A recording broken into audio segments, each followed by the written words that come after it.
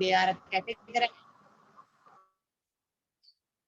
These lipids, they are of mainly categorized into two types: simple lipids and the complex lipids. So what do you mean by simple lipids? The lipids which are made up of only fatty acids. ठीक है, तो esters of fatty acids with alcohol, that will be the main component of these simple lipids. So fats and wax, these are the examples of it. Fats, esters of fatty acid with the glycerol will be there in the fats. Oil, they are fats in liquid state. Then second is the wax. So wax, in waxes again, esters of fatty acids with high molecular weight monohydric alcohol will be present.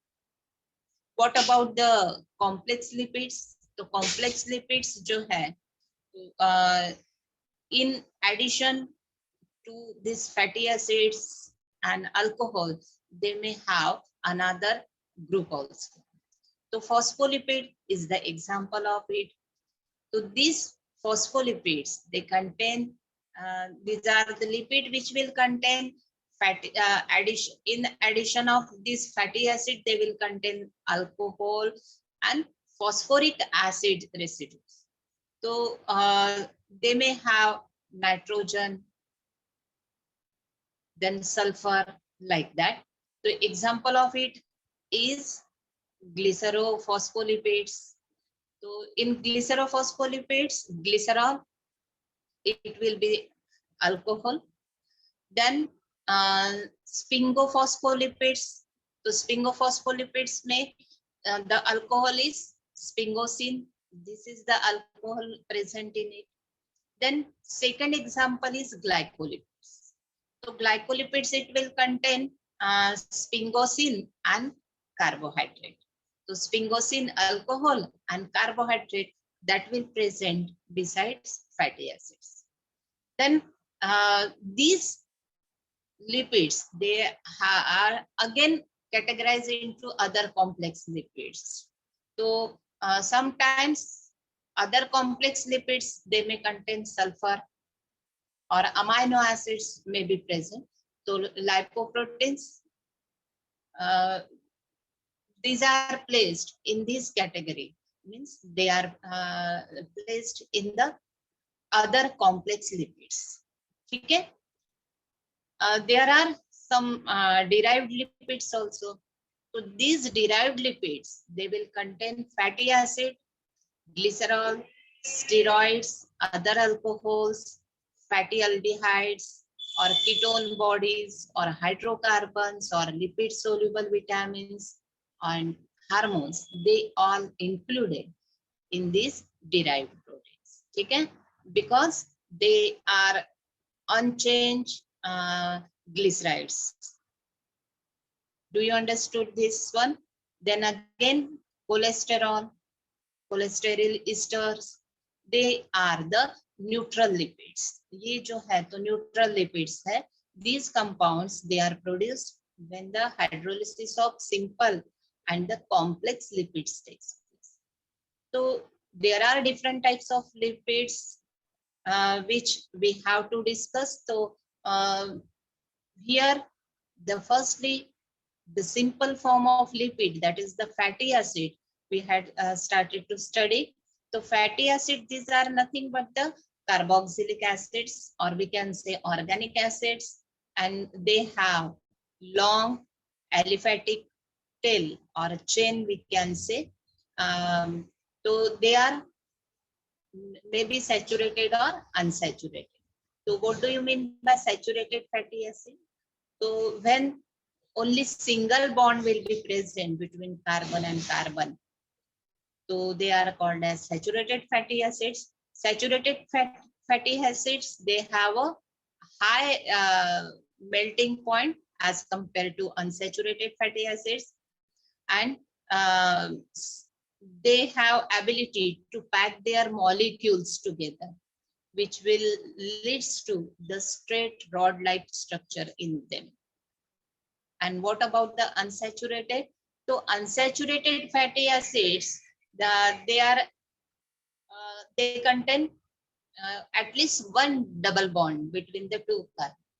दो carbon के बीच में जो है तो at least एक तो भी जो है डबल बॉन्ड अगर है तो वो क्या रहेगा, अनसैचुरेटेड फैटी एसिड्स रहेगा। यहाँ पर जो है तो जो फैट का रोल है वो क्या है, तो these fats they play important role in our body. What is that? So it covers the important organ in our body, means they protect. Second, insulator का काम करता है। थर्ड, स्टोर्ड फूड का काम करता है।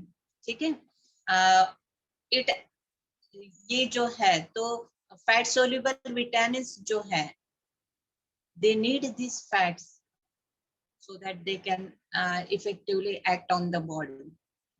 So in this way this fat is very important in our body, but आप लोग सभी को पता है कि एक्सेस में अगर कुछ है तो that is always harmful, and that's why अगर एक्सेस फैट्स है तो वो हमारे लिए harmful।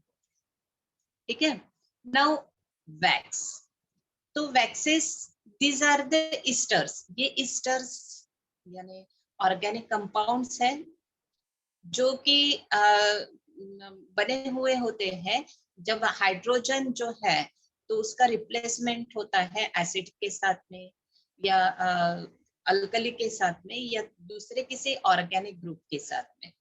तो ये जो है लॉन्ग अल्कोहल चेन और कार्बोक्सिलिक एसिड चेन बनाता है। What do you mean by wax? So waxes, these are the esters which are formed from the long alcohol and the long chain of carboxylic acids. So these waxes, they are found everywhere. They are present on the fruits, they are present on the leaves of many plants. Waxy coating is there, and as the waxy coating is there, so definitely they will act as an antifungal and antibacterial property. What about in the animals? The fur of the animals that contain wax. The birds, the feathers of birds that also contain wax. In human being, the sebaceous gland which secretes sebum that contain wax, which cover the skin surface so that we should not get infected either from the fungus or the bacteria. ठीक है, मैं wax मैंने बताया था कल, carnauba wax. Carnauba wax, it is the water resistant and tough wax is there. Then now today we are going to study about the different lipids which are important in our body. The first one is the phospholipid. Phospholipid, it is the lipid which is important for cell membrane. तो generally phospho acyl glycerol, इसी से हमारी cell membrane जो है तो बनी होती है। ट्राइग्लिसरॉल और जो फॉस्फो एसिल ग्लिसरॉल्स है तो ये सेम ही है, बट जो hydroxyl group which is present on the terminal end of the phosphoacetyl glycerol, it is esterified with phosphoric acid.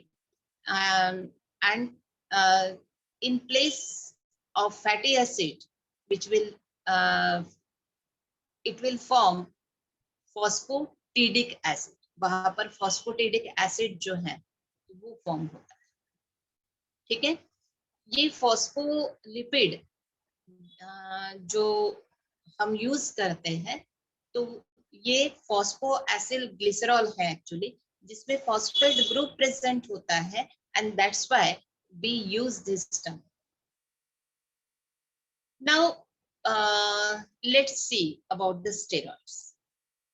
अब steroids जो है तो it is again lipid. हमारी बॉडी जो है तो हमारे बॉडी में there are some chemical messengers present which will coordinate and control our body. हमारे बॉडी को कोऑर्डिनेट और कंट्रोल करने का काम करते हैं and they are the hormones. So these hormones, they are basically organic compound which are synthesized in the endocrine glands and they are transported directly into the bloodstream. From bloodstream, it will enter into the tissues or the target organs. जो भी जिस पे उसको action करनी होती है उसी के ऊपर में वो जो है तो एक्ट यानी एक्शन करेगा, ठीक है, वहां पर जो है तो वो प्रेजेंट है. तो this steroids they are again hormones which are recognized by the tetracyclic skeleton. इसमें जो है तो टेट्रासाइक्लिक यानी 4 टाइप का जो है तो साइक्लिक मैनर में स्केलेटन प्रेजेंट है and it composed of 3 fused 6 membrane and 1 5 membrane ring. अब इसमें जो है तो इसका भी स्ट्रक्चर में बाद में आप लोगों को दिखाती हूँ कि ये जो स्टेरॉइड्स है तो ये हार्मोन है जो जिसमें ये क्या दिखने के लिए मिलेगा तो it will contain tetracyclic skeleton and this tetracyclic skeleton it is composed of 3 जो है तो फ्यूज्ड हमको 6 मेंबर्ड जो है तो फ्यूज्ड दिखेंगे और 1 जो है तो 5 मेंबर्ड रिंग हमको यहाँ पर देखने के लिए मिलेगी. 4 रिंग्स जो है तो उसको ABCD इस तरह से जो है तो हम इंडिकेट करते हैं. Now about the cholesterol. तो ये अच्छा ये बताने का रहेगा ना तो स्टेरॉइड्स जो है तो that is present in the female estrogen hormone that is nothing but the steroid. Testosterone hormone in the male that is again steroid. ठीक है, तो ये जो है ये स्टेरॉइड है. अब आते हैं हम कोलेस्टेरॉल. अब आप लोगों को ये पता है कि कोलेस्टेरॉल अगर हमारे बॉडी में ज्यादा होता है it leads to heart attack और पैरालिसिस होता है. तो ये जो है उसको हम बैड कोलेस्टेरॉल कहते हैं. लेकिन कोलेस्टेरॉल ये हमारे बॉडी में जो है बहुत ज्यादा जरूरी है. तो यहाँ पर कोलेस्टेरॉल ये वैक्स लाइक सब्सटेंस होता है which is found in the animal source food. जो है जितना भी एनिमल सोर्स फूड है, फिशेस है, मीट है, चिकन है, तो इसमें कोलेस्टेरॉल पाया जाता है.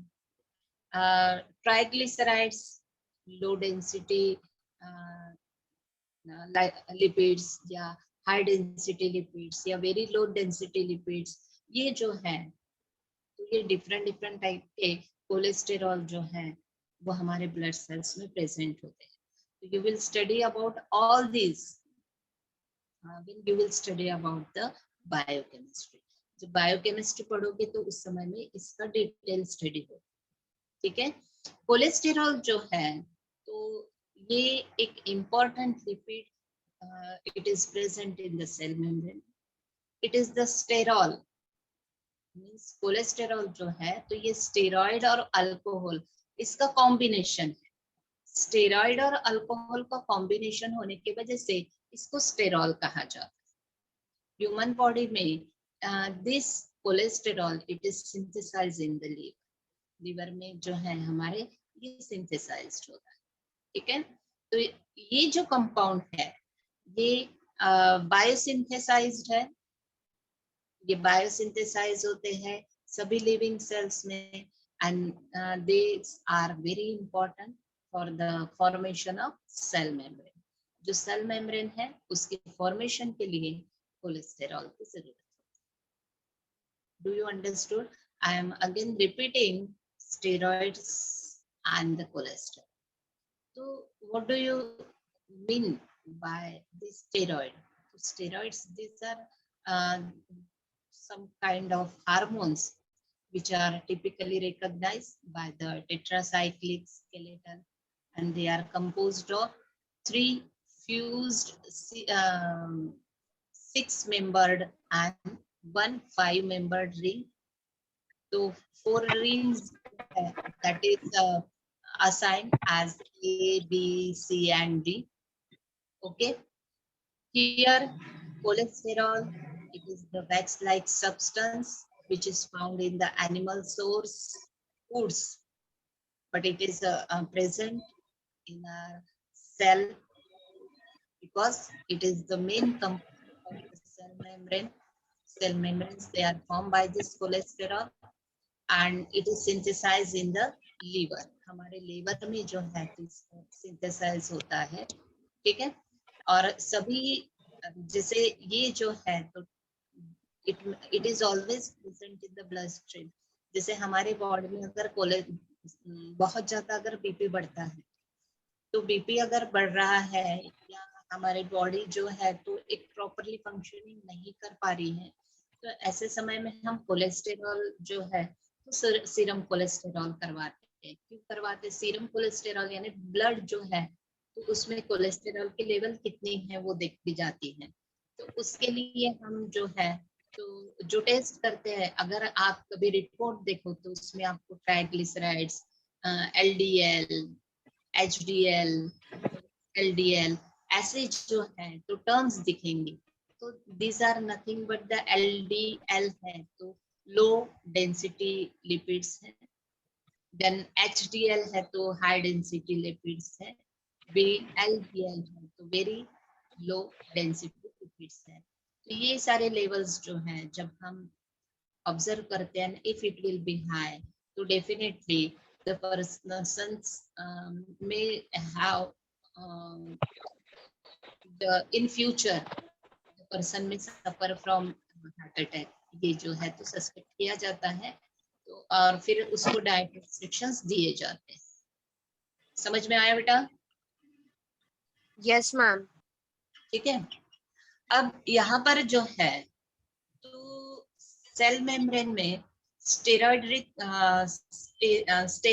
रिंग जो है तो कोलेस्टेरॉल का स्ट्रक्चर हमको देखने के लिए मिलेगा। तो जिससे क्या होगा, उसको जो है तो सेल मेम्ब्रेन को एक रिजिडिटी प्रोवाइड होगी और वो जो है तो हाइड्रोफोबिक स्ट्रक्चर होता है। तो हाइड्रोफोबिक स्ट्रक्चर की वजह से क्या होगा, तो जो रिजिडिटी होती है सेल मेम्ब्रेन की वो मेंटेन रहे। ठीक है। अगर कोलेस्टेरॉल नहीं है तो यहाँ पर रिजिडिटी मेंटेन नहीं होगी, और रिजिडिटी अगर मेंटेन नहीं होती है तो डेफिनेटली सेल में पूरा का पूरा जो है तो वाटर एंटर हो जाएगा, और वाटर अगर एंटर हो गया पूरा बस्ट सेल जो है तो बस्ट होने के चांसेस होते हैं।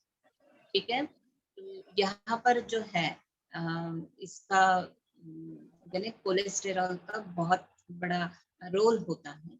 उसके बाद में यहाँ पर जो है तो मैंने जब भी आपको जो बताया कि 6 हार्मोन्स जो कि एस्ट्रोजन हमारे फीमेल में जो प्रोजेस्टेरॉन टेस्टोस्टेरॉन हार्मोन जो है मेल में, तो दे कंटेन दिस स्टेरॉइड्स।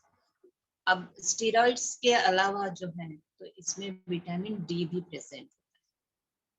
ठीक है। अब यहाँ पर जो है तो लिपिड्स के कुछ एग्जाम्पल्स हम देखते हैं।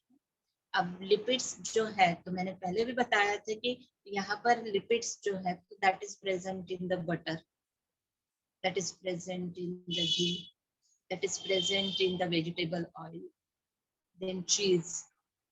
कोलेस्टेरॉल और स्टेरॉइड्स जो है तो उसमें भी लिपिड्स प्रेजेंट है, वैक्स में प्रेजेंट है, फॉस्फोलिपिड्स में प्रेजेंट है। जो भी फैट सोल्यूबल विटामिन है, vitamin C, vitamin D, vitamin E, vitamin K, ये जो है ये सारे फैट सोल्यूबल विटामिन है, इसमें भी लिपिड्स प्रेजेंट है। ये सारे के सारे कंपाउंड्स जो है तो इनमें हमको जो फीचर्स है मोस्टली एक जैसे ही दिखेगा। एंड मेन फीचर तो हमने जो देखा है कि they are insoluble but they will be soluble in the organic solvent. तो वो ऑर्गेनिक सॉल्वेंट जो होते हैं उसमें सोल्यूबल रहे। ऑर्गेनिक सॉल्वेंट पता है बेटा, जैसे कि ईस्टर है, क्लोरोफॉर्म है, ये जो है तो ये organic solvent. Okay, do you understood? Yes, ma'am. Now next जिसका स्ट्रक्चर हमको देखना है वो है 7 डिहाइड्रोकोलेस्टेरॉल। 7 डिहाइड्रोकोलेस्टेरॉल को जो है तो हम एब्रिविएशन में लिखते हैं 7-DHC। D for DED, H for hydro and C for cholesterol. तो ये जो है ये ज़ूस्टेरॉल है। अब ज़ूस्टेरॉल क्यों कहा हमने? ज़ू मीन्स एनिमल्स, तो इट इज द ज़ूस्टेरॉल, यानी स्टेरॉइड भी है, अल्कोहल भी है इसमें, सॉरी कोलेस्टेरॉल भी है, इसीलिए हम जो है तो उसको ज़ूस्टेरॉल कहेंगे। तो ये जो है ये हमारे सीरम में प्रेजेंट रहेगा, ब्लड में प्रेजेंट रहेगा। ये कोलेस्टेरॉल प्रीकर्सर का काम, it will act as a cholesterol precursor. और ये जो है तो क्या काम करता है? तो photochemically it will convert the vitamin D3। जो स्किन में विटामिन डी का फॉर्मेशन होता है तो उसको को कन्वर्ट करने का काम करता है, और इसीलिए ये जो है तो प्रो विटामिन D3 करके काम करता है। ये जो है जब ह्यूमन स्किन में जो है तो प्रेजेंट है, उस समय में विटामिन D3 जो है तो अल्ट्रावायलेट रेज से, जो सनलाइट के अल्ट्रावायलेट रेज है उससे जो है तो D3 हमारे बॉडी में फॉर्म होगा। अगर ये इसकी अगर कमी हो जाए, इसकी डेफिशिएंसी हो जाए तो डेफिनेटली उससे क्या होगा? तो we may get suffer from vitamin D3। तो हमको एडिशनल जो है फिर फोलिक कैल्सिफेरॉल के टैबलेट्स या विटामिन D3 की टैबलेट्स जो है तो लेने होते हैं। ये जो 7 डिहाइड्रो कोलेस्टेरॉल है तो that is present in the milk, जो मैमेलियन मिल्क है उसमें वो प्रेजेंट रहेगा। लैनोलिन, ये वैक्स सब्सटेंस जो है ये जिनमें वूल प्रेजेंट होता है, जैसे कि वो गोट है, शिप है, तो उन उनमें ये लैनोलिन जो है ये सिक्रेट होता है मिल्क में, और उसमें जो है तो ये अच्छा खासा 7 डिहाइड्रोकोलेस्टेरॉल प्रेजेंट होता है कि जो विटामिन डी फॉर्मेशन के लिए रिस्पॉन्सिबल होता है। ठीक है, इंसेक्ट्स में ये जो है तो एक हार्मोन होता है एक्डिस्टोन नाम का, तो वो as a precursor of this काम करता है। और यहाँ पर जो है वो फिर बाद में जो है तो विटामिन डी का फॉर्मेशन करता है। Vitamin D as you know कि बोन्स जो है तो बोन्स के स्ट्रेंथ के लिए ये रिस्पॉन्सिबल। बेटा समझ में आ रहा है कि मैं क्या बता रही? Hello, Yes, ma'am. ठीक है। तो अगेन आई एम रिपीटिंग कि 7 डिहाइड्रोकोलेस्टेरॉल जो है इसको मैंने ज़ूस्टेरॉल कहा। ज़ूस्टेरॉल इसलिए कहा क्योंकि ये एनिमल्स में प्रेजेंट है, इसलिए इसको जू और स्टेरॉल इसलिए कहा कि it contains steroid as well as cholesterol. ठीक है, तो ये जनरली क्या काम करता है, तो जो अल्ट्रावायलेट रेज है उसको विटामिन D3 में कन्वर्ट करने का काम करेगा, ऐसा जो है, तो आपने इसको ध्यान में रखना है। तो ह्यूमन के स्किन में भी जो है ये प्रेजेंट रहेगा और it will convert the ultraviolet rays into vitamin D3. So when it is in a sufficient amount, so definitely it will convert into vitamin D3, and if it will be less, so then we may get suffer from vitamin D deficiency. और यहाँ पर जो है, तो then we have to take polycalciferol. अब जैसे मैं जो है तो हमेशा पोलीकैल्सिफेरॉल की टैबलेट्स लेते रहती हूँ बिकॉज विटामिन डी की कमी है। अब विटामिन डी की कमी जो है, तो कई बार क्या होता है कि if we are getting suffer from thyroid, तो मेटाबॉलिक चेंजेस जो है दैट विल अफेक्टेड। अब यहाँ पर लिपिड मेटाबॉलिज्म जो होता है that affect, and because of it जो है तो इसकी कमी हो जाती है। 7 DHC जो है इसकी कमी हो जाती है, जिसकी वजह से ये विटामिन D3 हमारे बॉडी में नहीं बन पाता, जो कि नेचुरली स्किन में बन रहा है। तो मोस्ट प्रोबेबली ये जो है तो मिल्क में प्रेजेंट रहता है, मैमेलियन मिल्क जो है तो उसमें ये प्रेजेंट है।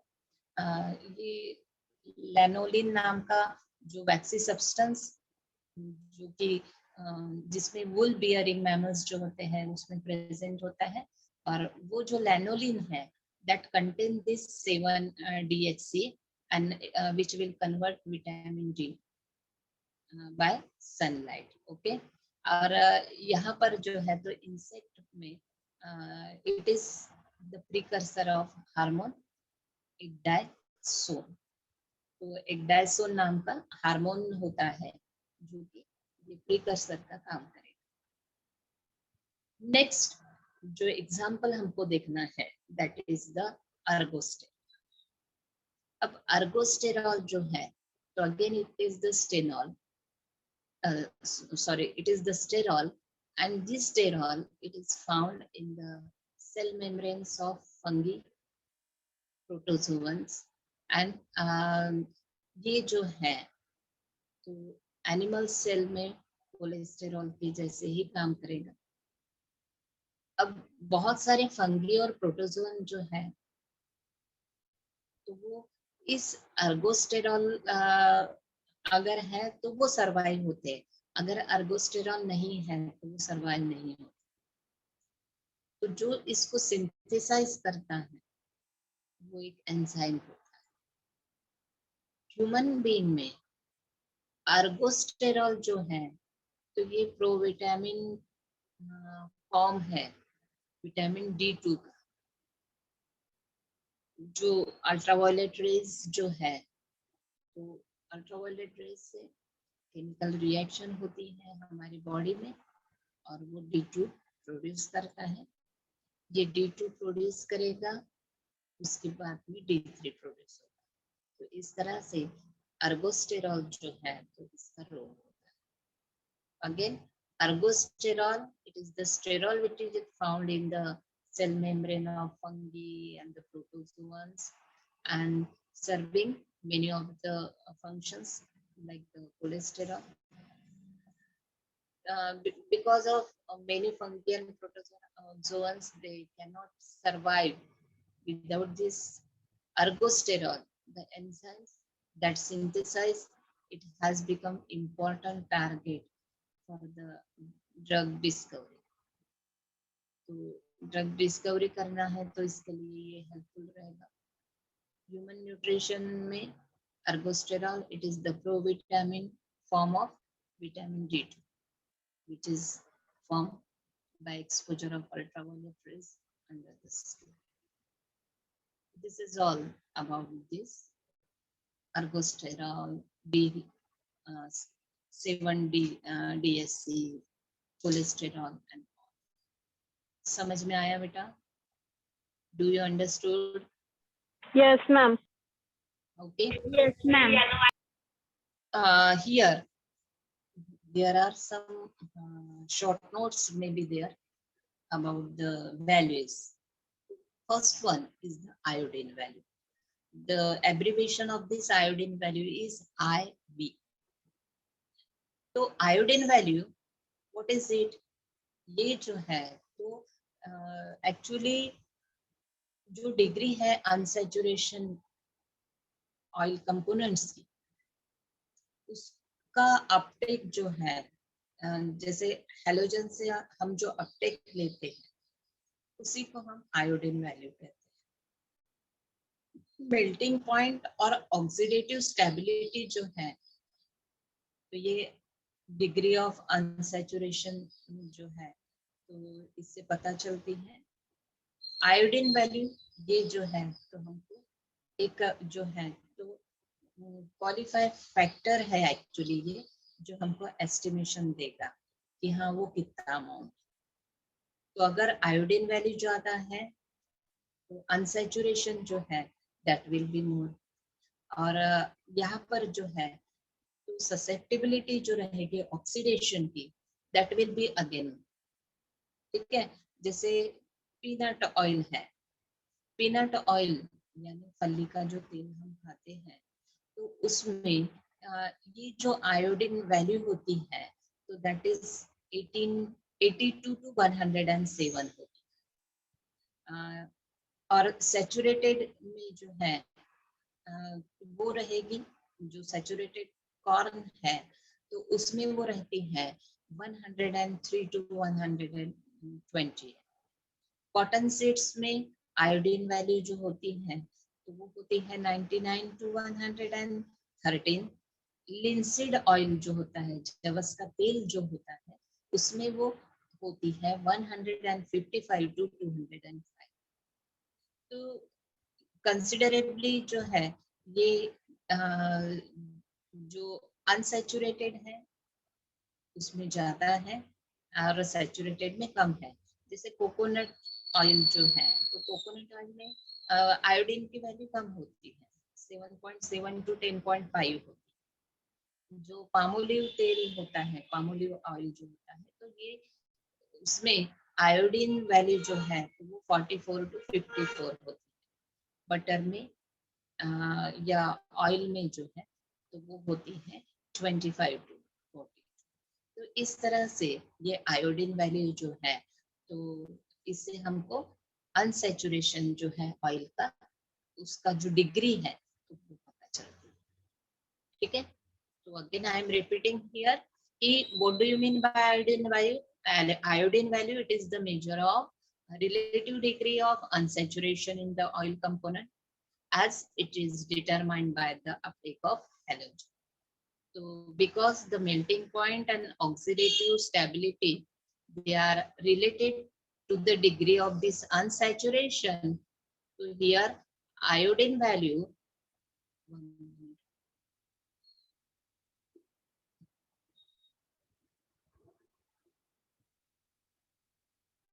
so this iodine value definitely will provide us the what will happen actually, whether it will be good for the our health or it will affect our health। तो ये सारी चीजें जो है तो इससे हमको पता चलेगी। तो here greater the iodine value, more unsaturation and higher the susceptibility of oxidation will be. So in peanut oil, this IV, that is the iodine value is 82 to 107. It is more saturated than corn. In corn it is 103 to 128. In cotton seeds it is 99 to 130.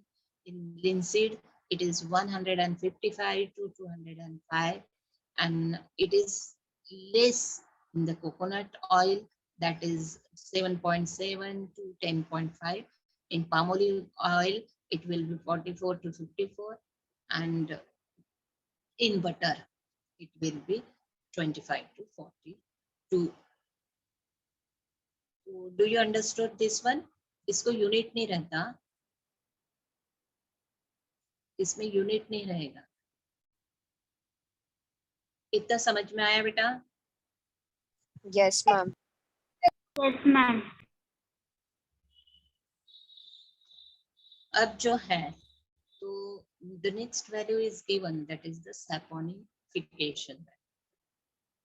Saponification value or saponification number means what? तो amount of base that is required to saponify the fat molecule, जो भी fat molecule है तो उसको saponification यानी formation of soap की जो process होती है उसको हम सैपोनिफिकेशन बोलते हैं। तो ये यानी कितना अमाउंट जो है बेस का लगेगा कि वो पर्टिकुलर जो फैट है तो वो सैपोनिफाई होना चाहिए।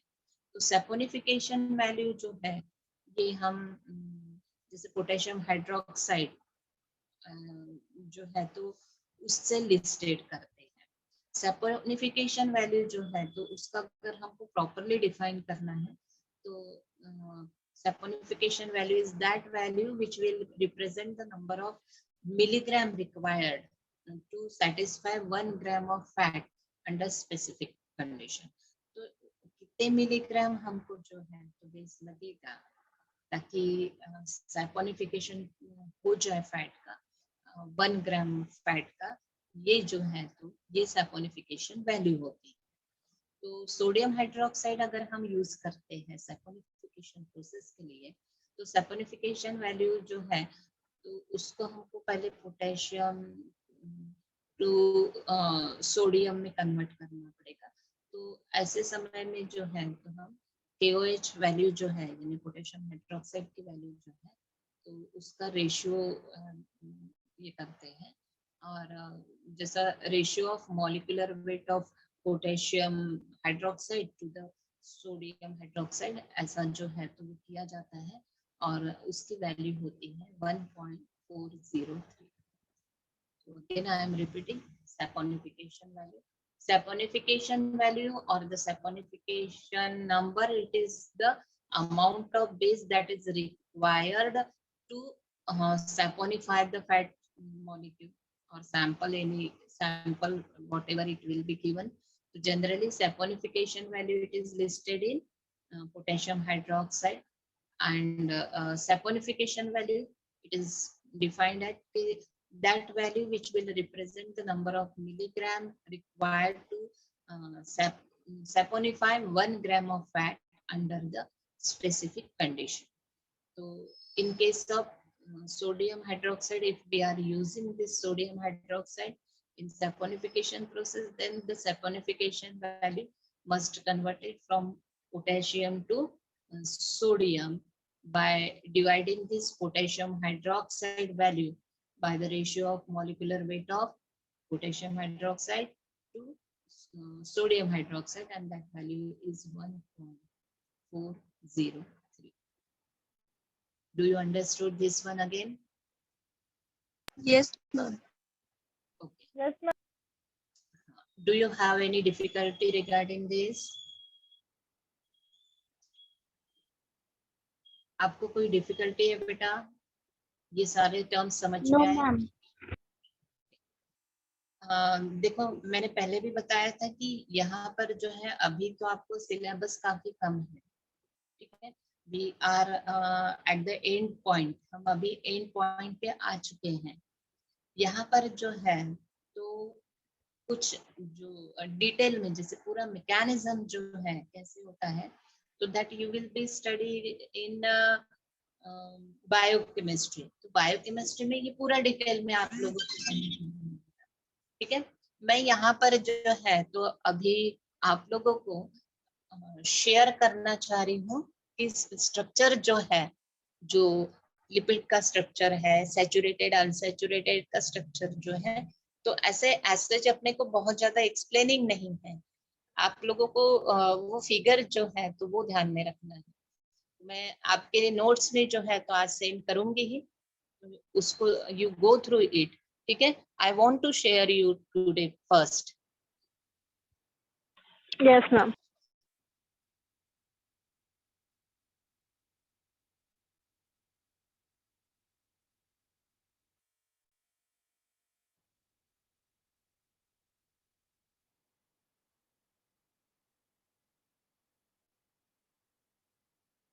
Are you able to see? Yes, ma'am. Yes, ma'am. So here, this is the structure of lipid. I had told you it contains two heads. One is polar head and second is non-polar tail. So are you able to see this?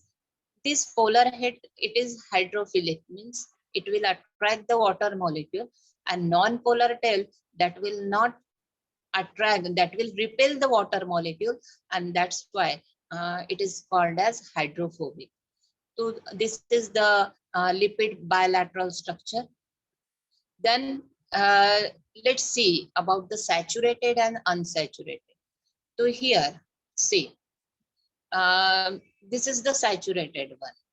तो आप बोलोगे कि ma'am यहाँ पे तो double bond दिख रहा है, तो नहीं, ये जो डबल बॉन्ड है तो that is between the oxygen and carbon, not with the carbon carbon. मैंने बताया था कि आपको कार्बन और कार्बन के बीच में एटलीस्ट वन अगर डबल बॉन्ड है तो then it will become unsaturated, otherwise it will be. तो यहाँ पर देखो कार्बन और कार्बन के बीच में जो है तो पूरा सिंगल जो है तो बॉन्ड दिखाई दे रहा है, एंड दिस इज जो लास्ट एंड है तो वहां पे देखो आपको यहाँ पर जो है तो अल्कोहल ग्रुप जो है तो देखने के लिए मिल रहा है।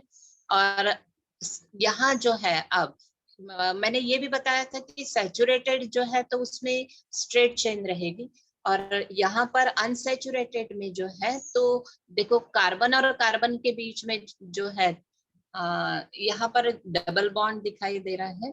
और दूसरी बात जो है तो यहाँ पर ये स्ट्रेट नहीं, ठीक है ना, इट गेट बेंडेड, तो ये बेंड हो चुका है, तो this is unsaturated fatty acid. Okay, next जो स्ट्रक्चर मुझे दिखाना है today, I will send this notes to you. Phospholipid, तो see this is the phospholipid. यहाँ पर जो है तो ईस्टर फॉस्फेट जो है वो अटैच होता है। तो इस तरह से फैटी एसिड जो है तो ये जो ब्लू में दिखाया गया है ये फैटी एसिड ईस्टर है, और यहाँ पर फॉस्फेट ईस्टर जो है तो वो अटैच हो रहा है। इस तरह से ये जो बन गया that will be the phospholipid. Then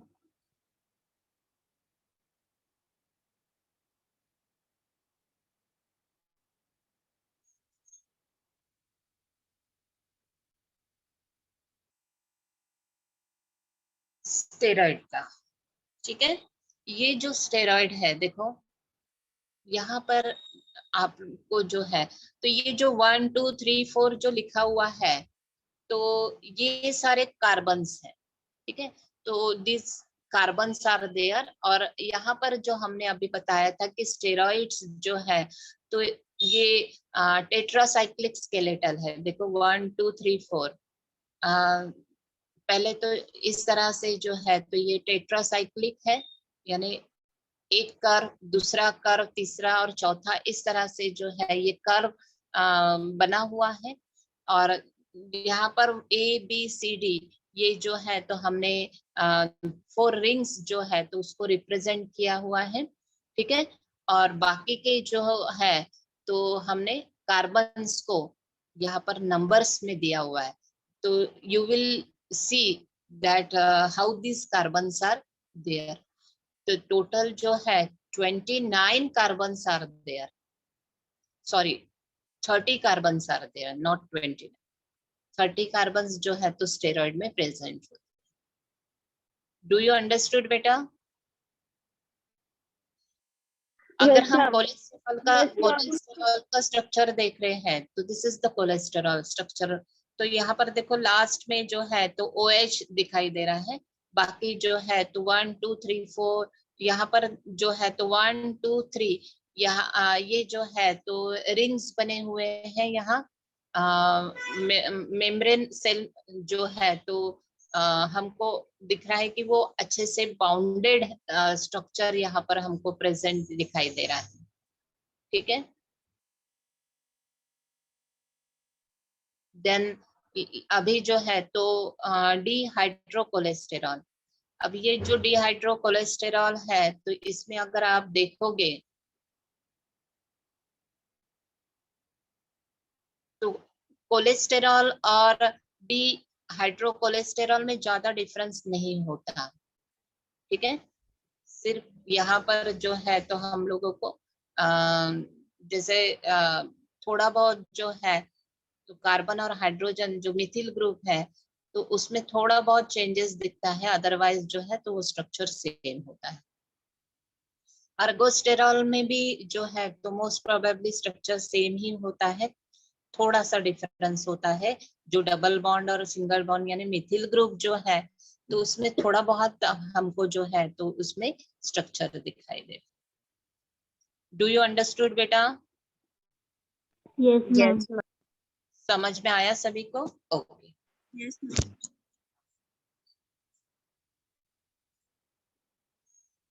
ma'am आप पीपीटी के लिए टॉपिक भेजने वाले थे ना? हाँ बेटा, आज मैं डिसाइड करती हूँ और देती हूँ आप लोगों को, ठीक है। Okay ma'am.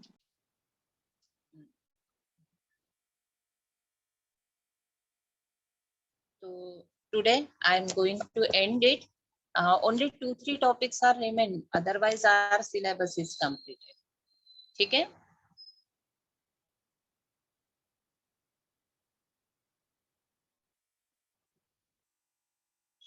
ओके बेटा, Yes, ma'am. Thank you. आज मैं लिपिड्स के नोट्स दे देती हूँ आप लोगों को, you go through it. Okay ma'am. Thank you, ma'am. Welcome बेटा।